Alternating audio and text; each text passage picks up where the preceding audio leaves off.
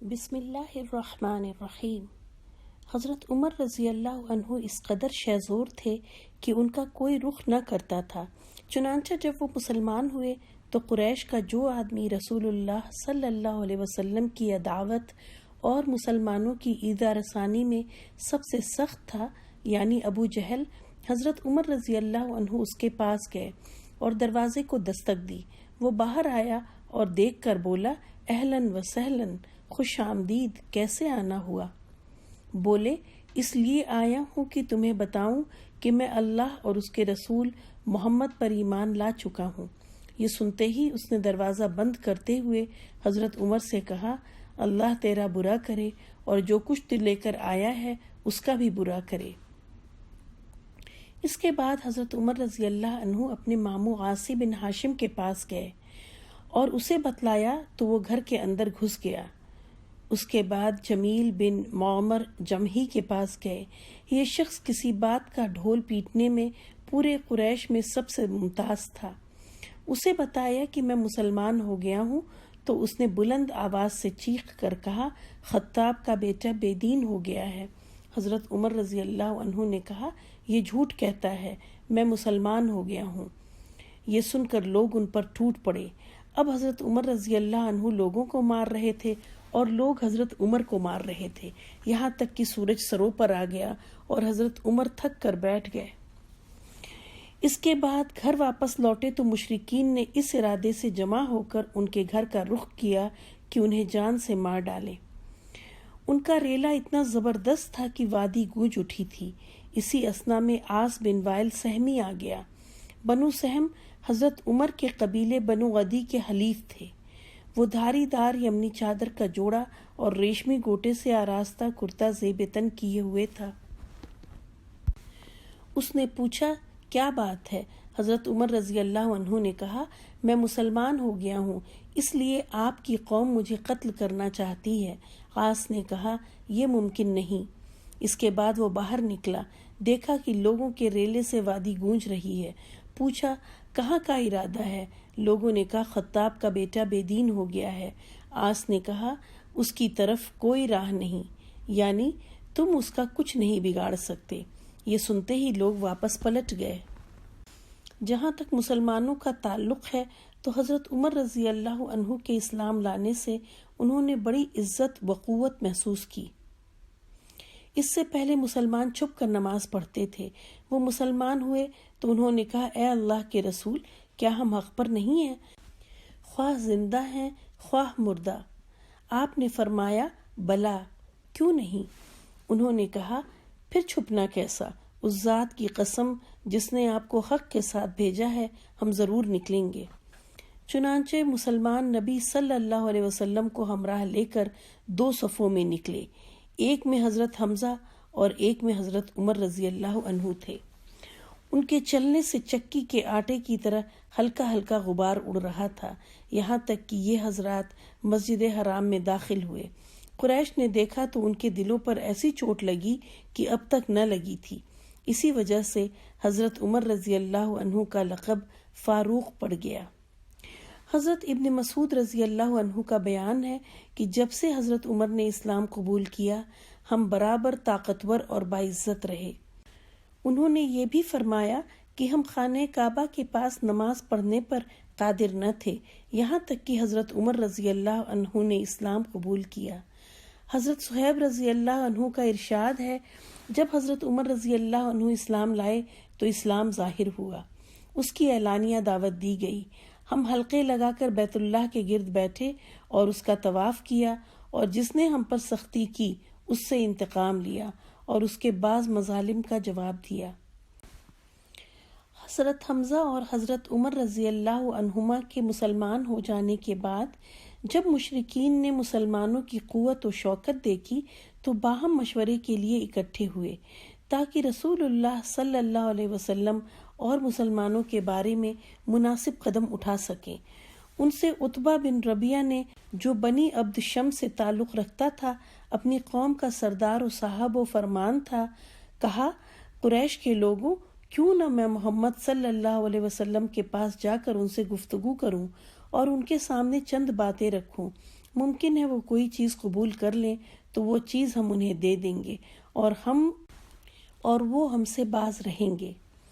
لوگوں نے کہا ٹھیک ہے عبد الولید، آپ جائیے اور ان سے بات کیجیے۔ اس کے بعد عتبہ رسول اللہ صلی اللہ علیہ وسلم کے پاس آیا۔ آپ مسجد میں تنہا بیٹھے تھے۔ اس نے کہا بھتیجے، ہماری قوم میں تمہارا جو مرتبہ و مقام ہے وہ تمہیں معلوم ہے۔ تم حسب و نسب کے لحاظ سے ہمارے بہترین آدمی ہو، اور اب تم اپنی قوم کے پاس ایک بڑا معاملہ لے کر آئے ہو جس کی وجہ سے تم نے ان کا شیرازہ بکھیر دیا ہے، ان کی عقلوں کو حماقت زدہ قرار دیا ہے، اور ان کے معبودوں اور ان کے دین کی عیب چینی کی ہے، اور ان کے گزرے ہوئے آباء و اجداد کو کافر ٹھہرایا ہے۔ لہٰذا میری بات سنو، میں چند باتوں کی پیشکش کرتا ہوں، ان پر غور کرو، ہو سکتا ہے تم ان میں سے کوئی چیز قبول کر لو۔ آپ صلی اللہ علیہ وسلم نے فرمایا قل یا ابا الولید اسمع، ابو الولید کہو میں سنوں گا۔ اس نے کہا بھتیجے، یہ معاملہ جسے تم لے کر آئے ہو، اگر اس سے تم چاہتے ہو کہ مال حاصل کرو تو ہم تمہارے لیے اتنا مال جمع کیے دیتے ہیں کہ تم ہم میں سب سے زیادہ مالدار ہو جاؤ، اور اگر تم اعزاز و مرتبہ حاصل کرنا چاہتے ہو تو ہم تمہیں اپنا سردار بنا لیتے ہیں، یہاں تک کہ تمہارے بغیر کسی معاملے کا فیصلہ نہ کریں گے، اور اگر تم چاہتے ہو کہ بادشاہ بن جاؤ تو ہم تمہیں اپنا بادشاہ بنائے لیتے ہیں، اور اگر تمہارے اندر خواہش نفس ہے تو قریش کی جو عورت چاہو منتخب کر لو، ہم 10 عورتوں سے تمہاری شادی کیے دیتے ہیں، اور یہ جو تمہارے پاس آتا ہے اگر وہ کوئی جن بھوت ہے جسے تم دفع نہیں کر سکتے تو ہم تمہارے لیے اس کا علاج فراہم کیے دیتے ہیں، اور اس پر اتنا مال خرچ کرنے کو تیار ہیں کہ تم شفا یاب ہو جاؤ، کیونکہ کبھی کبھی کوئی جن بھوت انسان پر اس قدر غالب آ جاتا ہے کہ اس کا علاج کرانا پڑتا ہے۔ نبی صلی اللہ علیہ وسلم نے فرمایا او قد فرغت یا ابا الولید، کیا ابو الولید تم اپنی بات کہہ چکے؟ اس نے کہا ہاں۔ آپ نے فرمایا فاسمع منی، اب میری بات سنو۔ اس نے کہا ٹھیک ہے سنوں گا۔ اس کے بعد رسول اللہ صلی اللہ علیہ وسلم نے یہ آیات تلاوت فرمائیں۔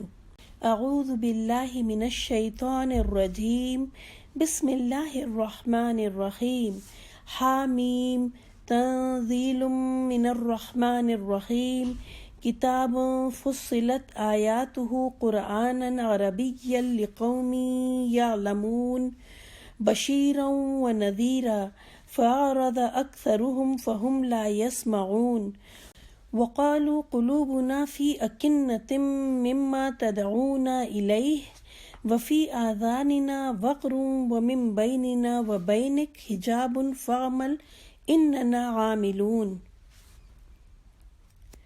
شروع اللہ کے نام سے جو مہربان اور رحم کرنے والا ہے۔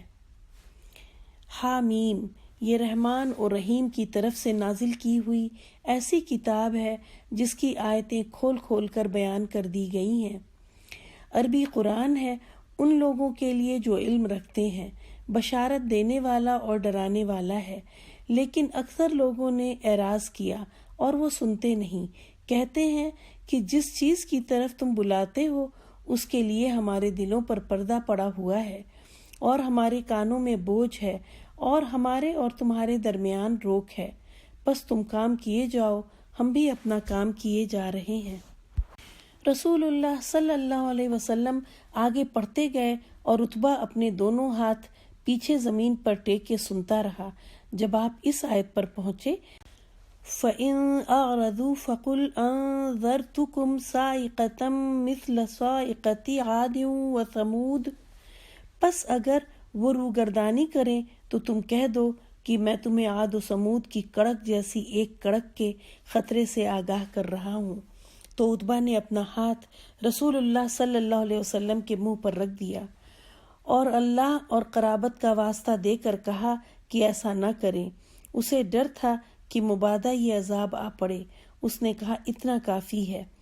پھر جب رسول اللہ صلی اللہ علیہ وسلم آیت سجدہ پر پہنچے تو سجدہ کیا، پھر فرمایا سمعت یا ابا الولید، ابو ولید تم نے سن لیا؟ اس نے کہا ہاں میں نے سن لیا۔ آپ نے فرمایا فأنت وذاک، اب تم ہو اور وہ ہے۔ عتبہ اٹھا اور سیدھا اپنے ساتھیوں کا رخ کیا۔ انہوں نے آپس میں کہا واللہ عتبہ وہ چہرہ لے کر نہیں آ رہا ہے جو لے کر گیا تھا۔ پھر جب عتبہ ان کے درمیان آ بیٹھا تو انہوں نے کہا ابو الولید پیچھے کی کیا خبر ہے؟ اس نے کہا پیچھے کی خبر یہ ہے کہ میں نے ایک ایسا کلام سنا ہے کہ واللہ میں نے ویسا کلام کبھی نہیں سنا۔ واللہ نہ وہ شعر ہے، نہ جادو، نہ کہانت۔ قریش کے لوگوں میری بات مانو اور اس معاملے کو مجھ پر چھوڑ دو۔ میری رائے یہ ہے کہ اس شخص کو اس کے حال پر چھوڑ کر الگ تھلگ بیٹھ رہو۔ اللہ کی قسم میں نے اس کا جو قول سنا ہے اس سے زبردست واقعہ رونما ہو کر رہے گا۔ اب اگر اس شخص کو عرب نے مار ڈالا تو تمہارا کام دوسروں کے ذریعے سے انجام پا جائے گا، اور اگر یہ شخص عرب پر غالب آ گیا تو اس کی بادشاہت تمہاری بادشاہت، اس کی عزت تمہاری عزت ہوگی، اور اس کا وجود سب سے بڑھ کر تمہارے لیے سعادت کا باعث ہوگا۔ لوگوں نے کہا ابو الولید واللہ اس نے تم پر بھی جادو کر دیا۔ ابو الولید نے کہا اس شخص کے بارے میں میری رائے یہی ہے، اب تم جو چاہو کرو۔